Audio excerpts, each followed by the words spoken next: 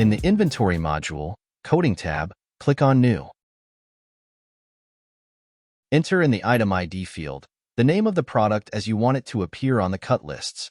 If you enter a description in the top description field, it will automatically fill in on the cut list.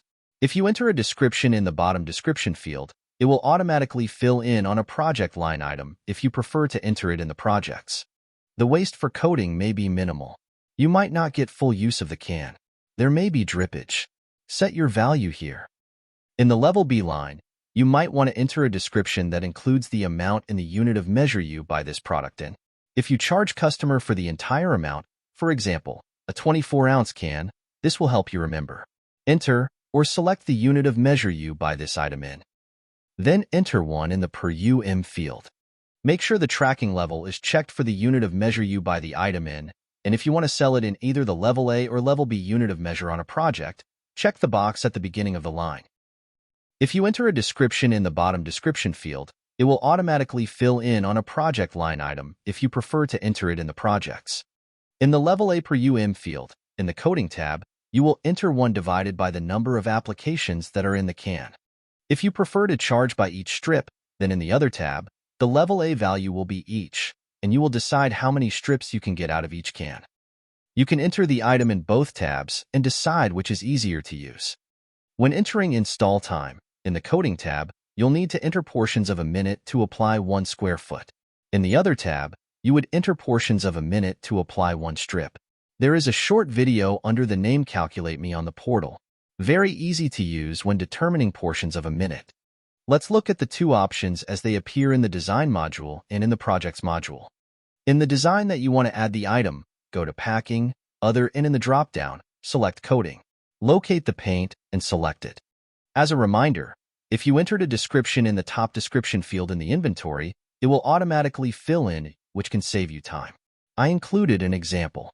Because this is being entered as a coding, when you enter a quantity, it's based on square feet being used. If it's going to be applied to a specific location on the crate, you can use the panel drop-down or enter it in the Notes field. This is helpful if you use the cut list by panel. I switched the drop-down to the Other category and entered the paint strips below. In this category, I'm entering in each quantity. Depending on how you are applying this product, this may be easier. However, if the product is being applied to an entire panel or panels, it's more common to enter from the Coding category. If doing small sections, you may want to use the Other category. Since you can add the item to multiple categories, feel free to use any. But ensure your item IDs are unique or you will confuse staff. The same materials can be entered multiple times if you want to provide different instructions in the Notes field. Let's see what it looks like if you add to projects. The purpose here would be to charge additional for the product use instead of having it appear on the cut lists. It can be on both, on the cut list created in the Design for Staff instruction, and to account for time, and in a project to account for an extra charge for special services.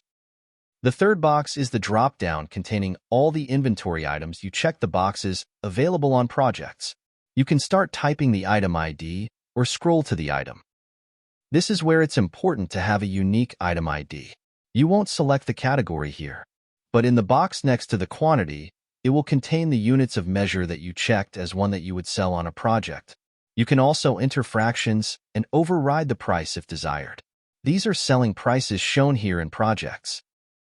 Lastly, selling markups for items added directly from inventory to a project will use the second column of markup values in the Preferences module, giving you more control over your profits. I will include 2 links in the support portal to the Calculate Me solution article and the other link to explain where labor times are added when using the Packing tab in the Design module.